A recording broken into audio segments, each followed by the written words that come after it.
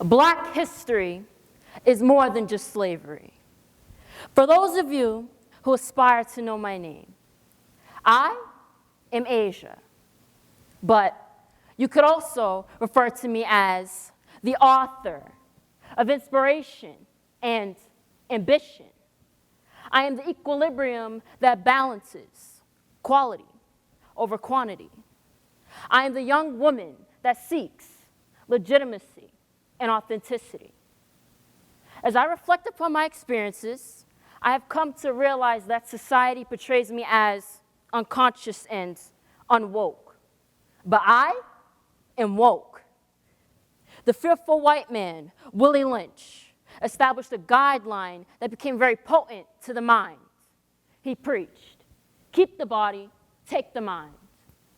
In other words, have the slaves be physically strong but mentally broken.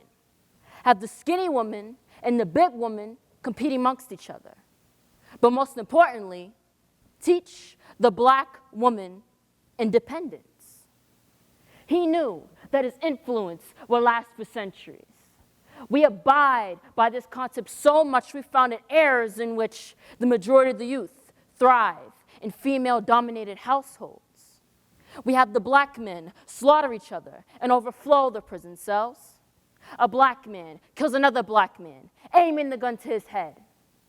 And all it took was one flick of the trigger and another body becomes buried 6 feet under and forgotten. That's exactly what Willie Lynch planned for us, to be the executioners of our own history. However, they are wrong. I am descendants of the kings and queens of Africa, and the responsibility of royalty is to captivate the hearts of others by depicting vigor over weakness. For example, Queen Nzinga negotiated harmony amongst the Portuguese and her brother's kingdom despite having to suffer the loss of her only son. Additionally, I've come from people who have created a new sense of self. The Greeks relied on the Egyptians for book resources. Pharaohs, kings, and queens in all the African cultures were mentally rich. Today's struggles of Black Americans may be different than those of our ancestors, but as teenagers, we face our own set of obstacles. I endured the afflictions caused by my father's absence. The man who watched the female sovereign pick petals off of flowers she grew in her own garden. He loves me not. The man who said his vows and pledged to love the goddess unconditionally, but watched her cry after almost losing her child, me. I never begged the man or anybody else for sympathy, because although that happened to me, I am resilient. I learned that I do not need a man to feel validated.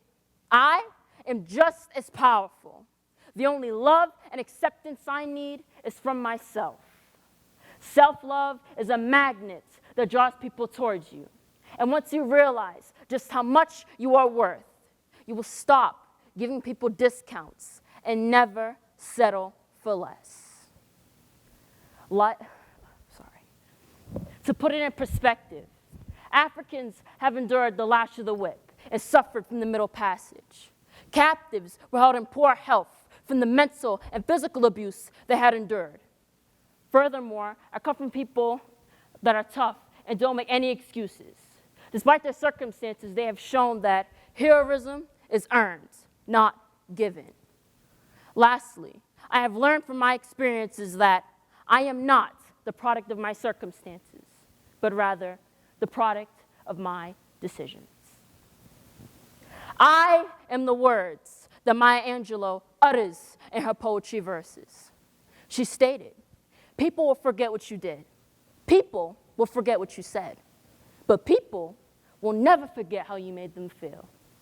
When I speak, my words are never slurred. My actions never accidental. And my impact on the mind forever stays." I vocalize my perspective of liberty as if I were Coretta Scott King. Freedom is never really won. You earn it. and you win it in every generation. I am the female version of John Anthony Copeland. I will never let the judicial system deteriorate my confidence. Black history is more than just slavery. It is made of inventors who made contributions to society, philosophers who became their own survivors for the troubles that they have faced. I will use my knowledge to implement change that will create a better world and a brighter future.